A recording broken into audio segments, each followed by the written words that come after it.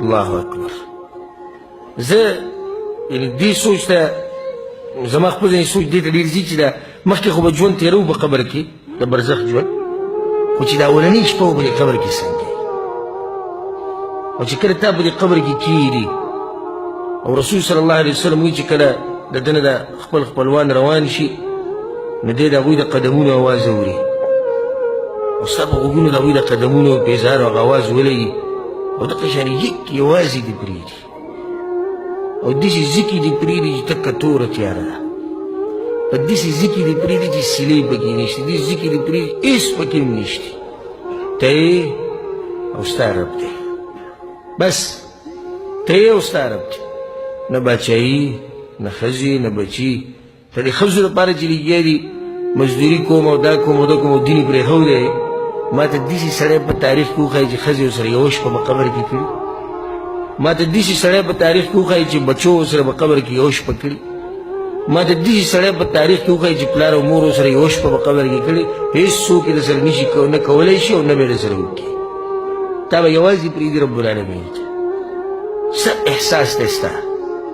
څه سوچ دی چې کله د خلکو د قدمونو اواز واوري دوی ته نه لاړ شي او تا دقه شان پرېږدي او بیا د پسې دغه دوه ملایک راشي او هغوی دنه تپوسونه کوي، څه جواب به ورکوي؟ د ژوند خلاصه په درې سوالونو کې، د ژوند خلاصه په درې سوالونو کې. رسول صلی الله علیه وسلم وایي ان احدکم اذا مات، په تاسو کې چې یو سړی مړ شي، په تاسو کې چې یو سړی مړ شي نو رسول صلی الله علیه وسلم وایي چې عرض علیه مقعده بالغداة والعشي، سحر ماښام دته د ځای ښوی کېږي، ان كان من اهل الجنه فمن اهل الجنه وان كان من اهل النار فمن اهل النار. که جنتي سحر ماښام ورته الله د جنت ته کړکۍ دي چې کوله وکړي، وایي دا دې ځای دی ځي بوله خو چې راپاسي، او دې جهنمي ته ځای ښوی کېږي، وایي دا دې ځای دی ځي بوله خو صرف دومره ده چې راپاسي. دا قبر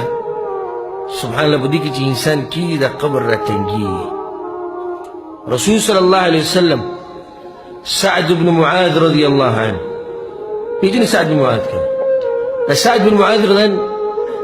د غزوه احزاب غزوه خندق د خندق جنګ کې لګېدلی، زخمي شوی و، وینه ترې ډېره تللې وه او بیا د رسول صلی په جومات کې وفات شو. خیمه یې لګېدلې وه، رسول صلی درځي کېدله خیمه لګېدلې چې خدمت یې کوو، ملګري ورته نږدې خواله ځي راځي. د شپې مړ شو، سهار له ملګرو رامنډې والې رسول صلی ته ور وټکوي یا رسول الله سعد مړ دی. رسول صلی ما ته پته نه مړ دی، وایي تا ته څنګه پته ورغلې؟ الله عرش رقېدلی او کله د هغه نه ساه وته.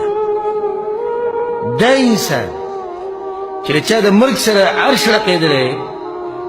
او په جنازه کې رسول صلی وایي چې 70,000 ملایکو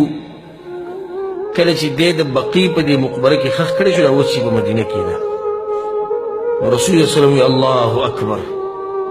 صحابه کرام ډېر مینو په رسول الله، هغه دا قصې نه کولې چې زما مولا جدا او ستا جدا او زما دین جدا او ستا جدا او ولې او څنګه او چونکې چنانچې، هغه دا قصې نه کولې، خو چې پیغمبر څه کوي دغه به یې کوله. چې رسول الله الله اکبر، صحابه کرام الله اکبر، بیا رسول الله الله اکبر، هغه بیا وی الله اکبر، رسول الله بیا وی الله اکبر، هغه بیا وی الله اکبر. وی د مدینې د مخبري چې وخوځېده په دې اواز باندې. صحابه کرام یا رسول الله تاسو تکبیر وی؟ یو تکبیر مو وایي ستاسو به ورور باندې قبر راتنګ شوی وي. سعد بن معاذ رضی الله عنه وی په ده باندې قبر راتنګ شوی و، نو ما وی دعاګانې غوښتې او الله ته مې منتونه کول او زارۍ مې کوله چې الله سبحانه وتعالی دی د دې نه بچ کړي. نو یا قبر ورته پراخه شو. دغه شان رسول صلی الله علیه وسلم دا خبر وکړه لو نجا احد من ضمة القبر لنجا منها سعد ابن معاذ. وی که چېرته د قبر د دې تنګېدو نه څوک بچ کېدی که نه سعد بن معاذ نه به بچ شي. دغه شان رسول صلی الله علیه وسلم په زمانه کې یو ماشوم ښخ کړی شو او چې کله به خاورې واچولې رسول صلی الله علیه وسلم تکبیر وویل. صحابه کرامو یا رسول الله ولې؟ یو ماشوم باندې قبر راتنګ شوی او که څوک ترې بچ کېدی دا ماشوم به بچ شوی. وجه څه ده؟ دا به ستاسو په زړونو کې سوال لګېږي، جواب به نه درکړم. وجه څه ده چې په دې نیک باندې هم راتنګېږي؟ جواب د قبر راتنګېده به دوه قسمه یو داسې راتنګېدلي چې نقصان ډېر نه ورکوي او بعض علما وایي چې دا د محبت د لاسه راتنګېږي لکه مور چې خپل بچی ډېر وخت بعد ویني نو په زور یې راونیسي اکثر وله زور ورکړي د خپلې سینې ته سم نږدې کړي او که راتنګ هم شي په دې نیک انسان باندې خو د لږ وخت دپاره یي هغه دله تکلیف نه ورکوي او دا بل چې کوم دی په ده باندې راتنګ شي نو راتنګ شي او د یو طرف ته پختۍ رسول وسلم په حدیث کې داسې دا ګوتې په یو ورکړي د یو لاس ته په دې بل لاس کې وایي د یو طرف دا پختۍ په دې بل کې ننوځي داسې په دې کنده کې په دې کې به موته مېږدي حدیث کې دا راځي د برا بن عازب رضی الله حدیث او دا به ووایم په دې باندې بیان ختم کړو رسول وسلم یو پیر په جنازې کې ولاړو د انصارو کې یو کس مړ شوی نو برا بن عازب رضی الله وایي چې فانتهينا إلى القبر ولما يلحد من قبر للاړو خو لا کنستی شوی نه و فجلس النبي صلى الله عليه وسلم رسول وسلم کېناستو وجلسنا حوله موږ وسلم کېناستو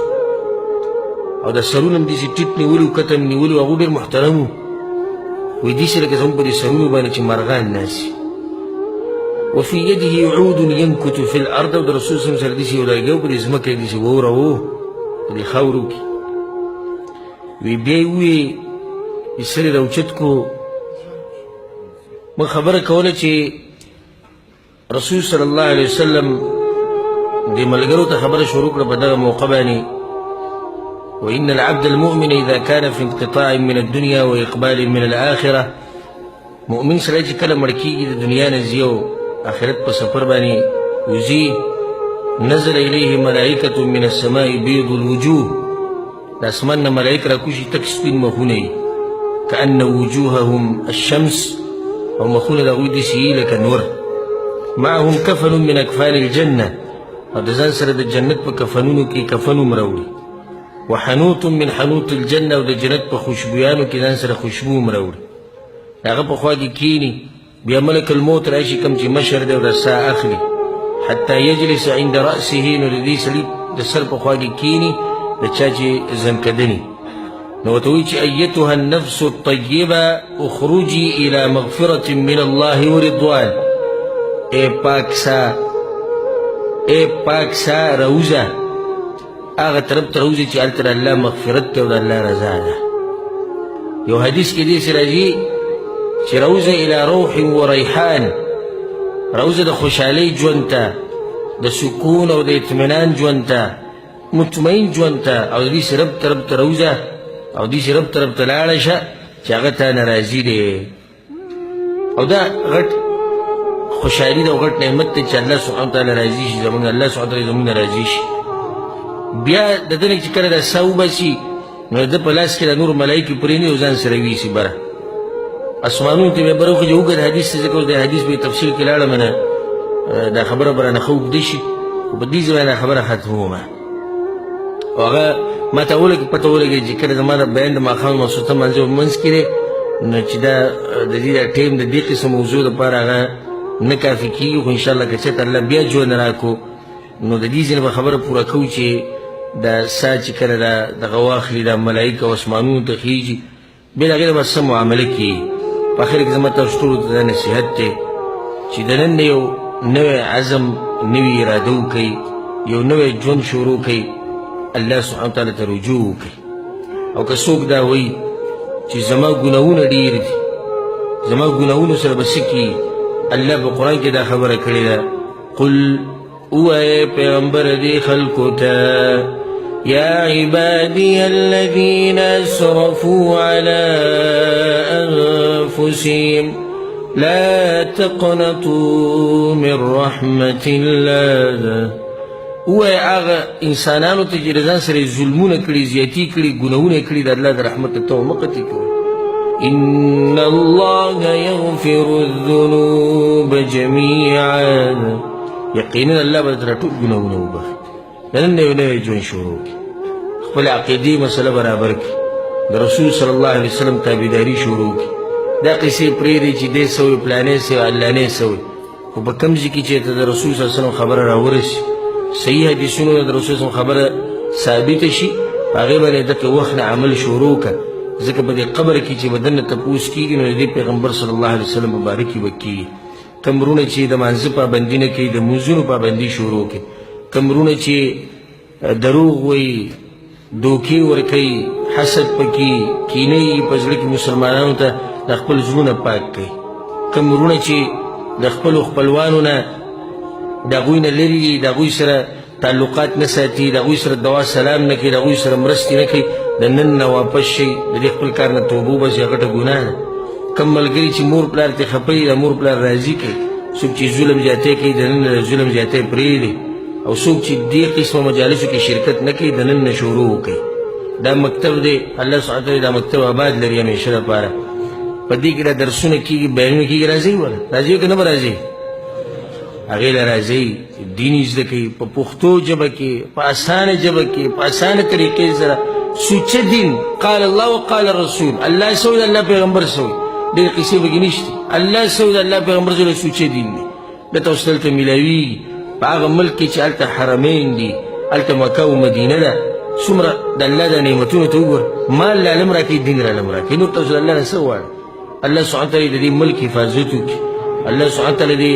دا ملک همیشه ښاد او آباد لري، او څوک چې دې ملک دپاره غلطه اراده لري رب العالمین د نیست او نابود کړي. او الله سبحانه وتعالی زموږ په پاکستان او په افغانستان باندې خصوصي رحم وکړي. هلته چې کومه بدامني ده الله سبحانه وتعالی دې ختمه کړي. الله سبحانه وتعالی زموږ د خلکو فقر او غریبي ختمه کړي. الله سبحانه وتعالی دې زموږ د خلکو په زړونو کې چې کومه یره ده، بدامني ده، الله دې هغه ختمه کړي. الله دې هلته موږ ټولو لا څومره ملګري، څومره وروڼه او خویندې دي په مسافرۍ کې، هغه ټولو ترې الله حلال او پراخه روزي په خپل ملک کې د خپلو بچو په خوا کې ورکړي. او دا مبارک مجلس الله سبحانه وتعالی دې موږ پکې ټول وبخي. او څوک چې دلته بیمار دی رب العالمین دې له شفا ورکړي، څوک چې غریب دی الله دې مالداره کړي، د چا چې قرضي دی الله دې له قرضه ختمه کړي، په چا چې قرضي دی الله دې له قرضې ختمې کړي، په چا چې قرضي دی الله دې له قرضې ختمې کړي، د چا چې د خپلو خپلوانو سره نالګي ده وراني ده الله دې د هغوی په منځ کې روغتیا راولي. او چاته چې څه قسمه مشکل دی رب العالمین دې ورته اسان کړي. که څوک توبه ویسته غواړي الله دې ورته توبې لاره اسانه کړي، که څوک دینداري کول غواړي الله دې ورته دین لاره اسانه کړي. او الله سبحانه وتعالی موږ ټولو له مرګ په هغه وخت کې راولي چې رب العالمین زموږ نه راضي. الله دې موږ له مرګ په هغه وخت کې راولي چې موږ د الله په توحید او د رسول صلی الله علیه وسلم په سنتو باندې مضبوط یو. الله سبحانه وتعالی د اخرنۍ خبره د دنیا نه زموږ لا اله الا الله وګرځي. الله دې موږ ته د آخرت هغه سختي او سفر هغه دې الله موږ ته اسان کړي. زموږ مشران کشران دې الله ټول وبخي، خصوصا زموږ مور پلار دې الله وبخي. کوم چې پکې مړه دي الله دې ورته قبرونه رڼا کړي، کوم چې ژوندي دي الله دې ورته په ژوند کې برکت واچوي. دې سره زما بیان اختتام ته ورسېدو. اگر که خبرې ډېرې پاتې شوې دي نو بخښنه غواړم. که چېرته الله سبحانه وتعالی توفیق راکړو ژوند بیا رالو انشاءالله نو د خبرې به ورسره پوره کوو. هذا والله اعلم وصلى الله على نبينا محمد وعلى آله وصحبه اجمعين.